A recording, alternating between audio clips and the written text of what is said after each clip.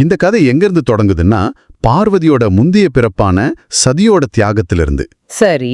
அவங்க அப்பா தக்ஷன் வந்து தன் கணவன் சிவனை அசிங்கப்படுத்தினதால சதி யாக நெருப்புல தன்னை மாய்த்துக்கிறாங்க. ஆமா, தக்ஷயாகம். இதனால சிவன் கோபத்திலையும் துக்கத்திலையும் உலகத்தையே திறந்து இமயமலைக்கு போய் ஆழ்ந்த தியானத்துல மூழ்கிடுறார். இந்த ஒரு வெற்றிடத்துல தான் பார்வதியோட பிறப்பும் அவங்க தவமும் ரொம்ப முக்கியமானதா மாறுது.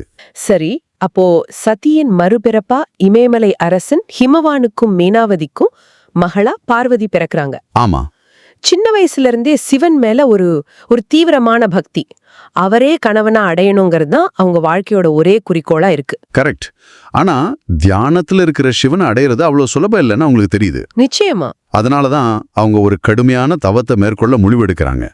இது ஏதோ சாதாரண தவம் இல்ல. அப்படியா? கோடை காலத்துல தன்னை சுற்றி பஞ்சாக்னி, அதாவது 5 வகையான நெருப்பை மூட்டி அதுக்கு நடுவுல நின்னு தவம் செஞ்சாங்க. அப்பா,